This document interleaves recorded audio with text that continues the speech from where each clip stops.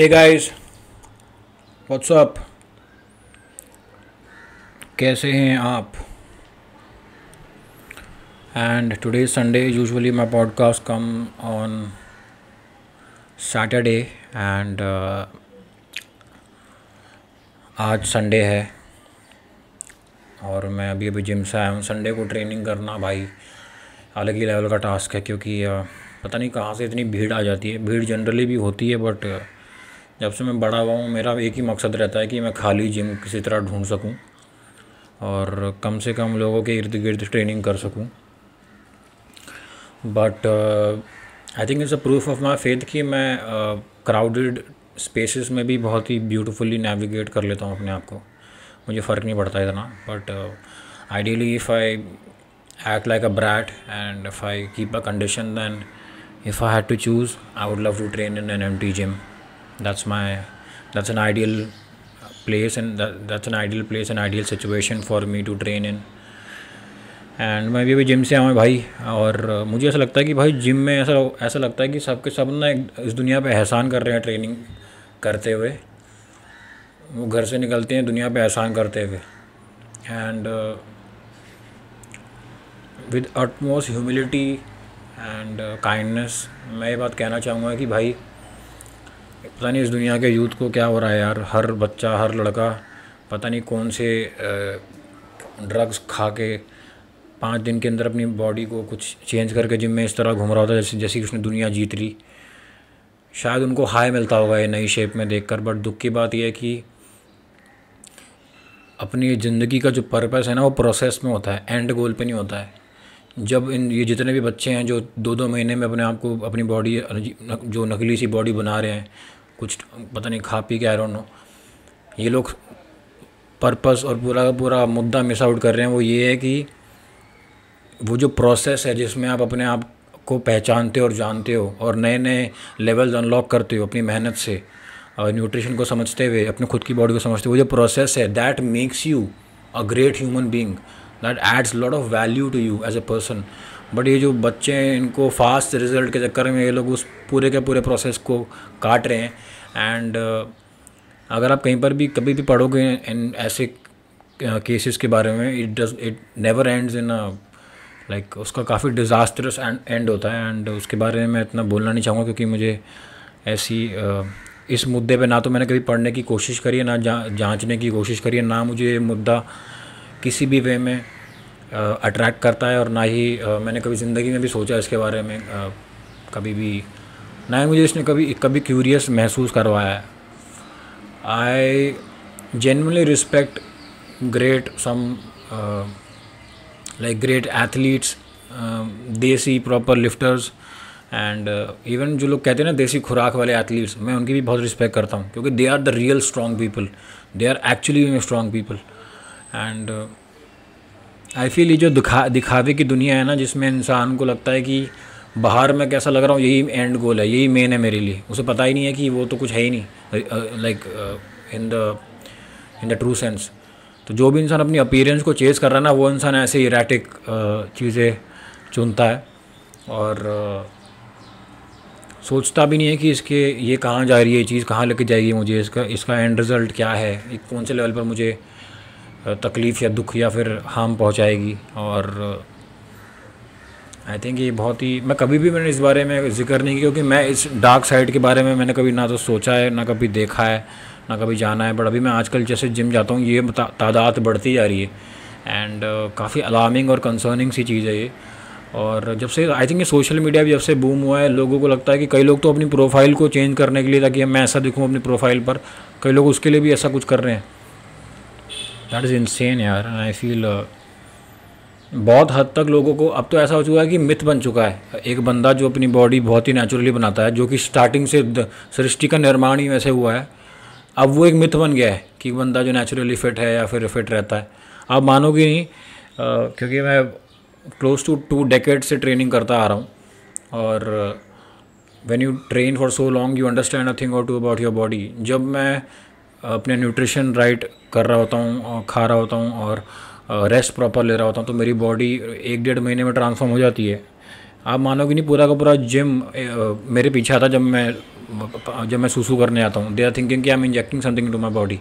It is, ये idea इतना far fetched है, दे डोंट रियलाइज़ कि it's all about discipline and focus. And मुझे लगता है कि एक इंसान जो फोकस्ड है और क्या कहते हैं, लॉज ऑफ लाइफ को समझता है और पावर ऑफ न्यूट्रिशन, रेस्ट और लाइफ की रिदम को समझता है, वो बंदा ऐसे रिजल्ट अचीव कर सकता है जो कि एक जूस्ड अप एथलीट भी नहीं कर पाएगा। क्योंकि you can see they look like an alien, they don't even have that grace in their bodies, they look like कि फंसे पड़े अपनी बॉडी में। एंड उनको देख के लगता है कि उनको खुद को भी अपनी बॉडी की अवेयरनेस नहीं है कि हाथ कितना घूमेगा, कितना मैं कुछ कर पाऊँगा। ऐसे फंसे से घूमते रहते हैं और सांस, उनकी सांसें इतनी हैवी होती हैं, डंबल उठाया रखा और यहाँ वहाँ देखा। इनको बोलो भाई बाहर आके पुलअप मार जरा 5-6, उनकी नहीं मार पाएंगे। मसलब तो उनके दूर दूर तक चांस ही नहीं है, बस गधे की तरह, बस सांड की तरह वेट मारते रहो। आई मीन आई रिस्पेक्ट, मैं वेट लिफ्टिंग के बारे में बात नहीं कर रहा हूँ, that's different sport all together. I myself love lifting weights. I am talking about the जो ऐसे फंसे से जो बॉडी बना के घूम रहे होते हैं। I mean one thing is that, मेरा पॉइंट ये है कि जिसको जो करना है करो, बट मेरा पॉइंट ये है कि जिम जैसी जो जगह है ना, वो काफ़ी ज़्यादा it's a public space man, सब लोग वहाँ पे ट्रेनिंग करने आते हैं। These guys you know they show up as if एहसान कर रहे हैं जिम के ऊपर, और या फिर they have a lot of entitlement in their behaviour. कोई बंदा नया बेचारा रुकी कोई बच्चा होगा, उसको फालतू में अपनी एनर्जी से या फिर अपने बिहेवियर से बुली कर देंगे। एंड इसीलिए कभी कभार मुझे लगता है कि मैं बहुत फॉर्चुनेट हूँ कि मैं उस दौर से हूँ जब मैंने ट्रेनिंग शुरू करी थी। तब ना हमारे सारे जिम ना एक मास्टर के अंडर होते थे, गुरुजी के अंडर होते थे, और वो गुरुजी बहुत स्ट्रिक्ट होते थे प्रॉपर। मेरे टाइम में तो मराठी अंकल थे, वो 60s में होंगे।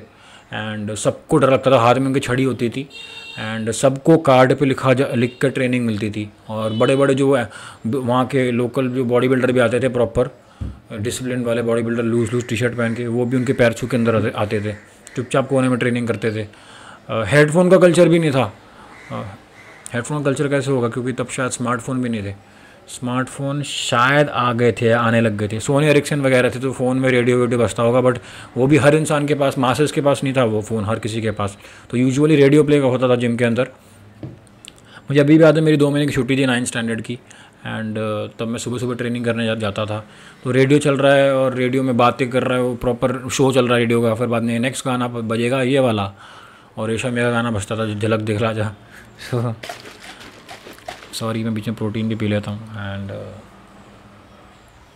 मैं अपने को बहुत फॉर्चुनेट मानता हूँ कि मेरा जो बेस है वो मुझे बाहर वैसा वो मिला। एंड आज तो मुझे दुख की बात ये लगती है कि जब कोई बच्चा किसी सो कॉल्ड ट्रेनर के पास भी जाता होगा, तो वो ट्रेनर को भी कुछ पता नहीं होगा, वो सीधा उसको कुछ ना कुछ ऐसे अजीब सी चीज़ें खिला देता होगा, कहता होगा कि हाँ ऐसी बनती है, क्योंकि उसको खुद को नहीं पता कि कैसे बनती है। मेरा मानना है कि ये जो चीज़ है ना जिसके बारे में बात कर रहा हूँ, इसका फिटनेस से एफ भी नहीं है, कोई कनेक्शन ही नहीं है। कोई बंदा बोले अरे he is a fitness model, अरे भाई बहुत ही रूहानी चीज़ है अपना फिटनेस। मतलब फिटनेस जो है, जो बहुत ही मिसयूज और अब्यूज वर्ड है। अपने शरीर का ख्याल रखना बहुत ही स्पिरिचुअल और रूहानी चीज़ है। योगी होते हैं ना, ये उस लेवल की बात मैं कह रहा हूँ। जो रियल योगी जो होंगे ना, वो उनको मैं बोलूँगा कि वो लोग प्रॉपर फिटनेस के आइकन होने चाहिए। बट बिकॉज वो इतने स्पिरिचुअली अवेकेंड होते हैं कि वो सोशल मीडिया पे कोई दिखेंगे नहीं ऐसे रियल लोग। उनके अंदर एक्चुअली में अंदरूनी शक्ति होती है। All the Shaolin monks and everybody, they are the real strong people, proper ancient athletes and lifters.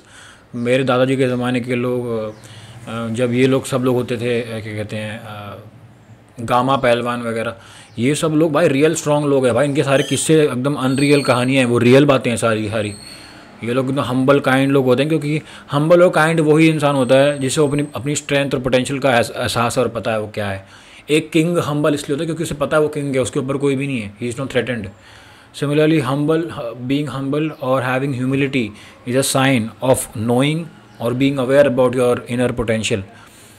जिस बंदे को खुद का एहसास ही नहीं होगा ना, वो कौन है, वो डरा डरा से वहाँ देखता हुआ घूमेगा, मतलब उसे पता भी नहीं हो कौन है, तो हमेशा इंटिमिडेटेड रहेगा, बाहर के एनवायरनमेंट में चौकन्ना सा रहेगा, इनसिक्योर रहेगा, लोगों को कोल्ड शोल्डर देगा, एंड लोगों को एनालाइज करेगा, जज करेगा।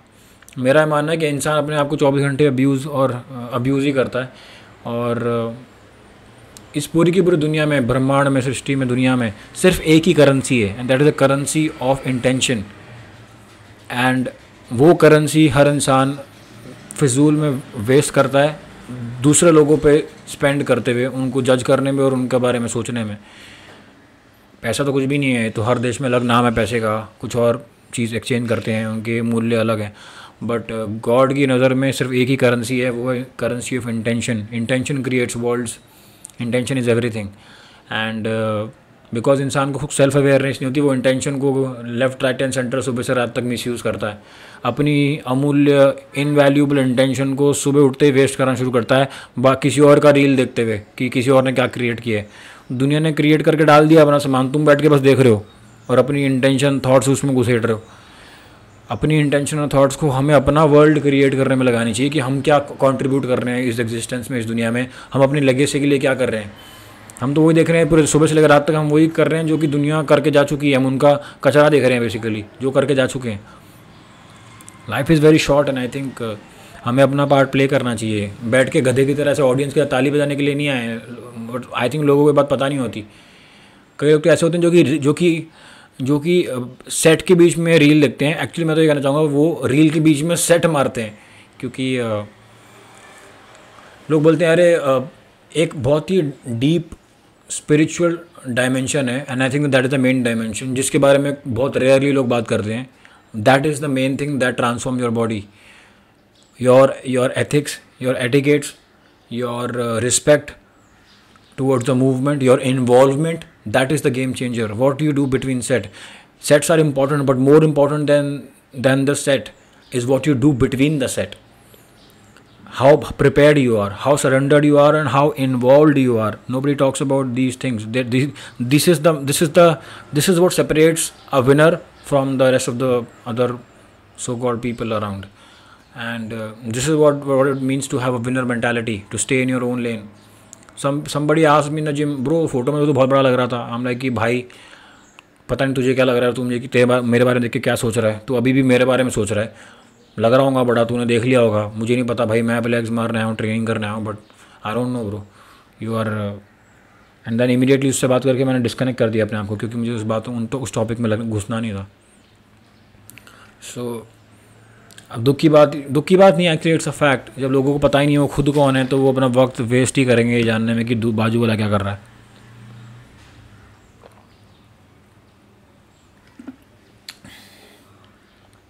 So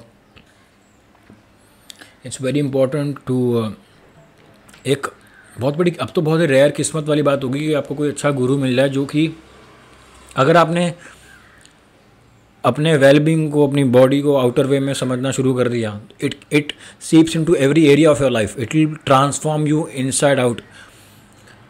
taking care of your body is all about your wellbeing, it's not about destroying yourself. And what these people are showcasing, they are like ruining themselves. There is no difference between these so called body builders and a drug addict, a crackhead. There is no difference between them and that. It's just कि इन्होंने muscle उगा लिए खा P के, जो भी, जिससे इनके पूरे ऑर्गन फट रहे होंगे। and that is just, I'm sorry the way I'm talking right now, क्योंकि मेरे को ये बात हर्ट होती है, दुख लगता है कि how can somebody abuse their existence like this and not respect it for some vanity, to have some compliment and likes on a profile or maybe on the street. That is just insane, man. So can anybody touch the potential and the level of Bruce Lee? Nobody can touch it. He's a real guy and the real strong man, real fit person. You can't touch him because he's tapping into a dimension that most people are not even aware about. And that's the real game. So I think मुझे बहुत गर्मी लग रही है अभी, और मैं भी अभी जिम वर्कआउट करके भी आया हूँ। See you guys, take care, have a happy Sunday. Today is Liverpool's match. I'll be recording another podcast very soon. Love and peace to each one of you. Take care. Have fun. Bye.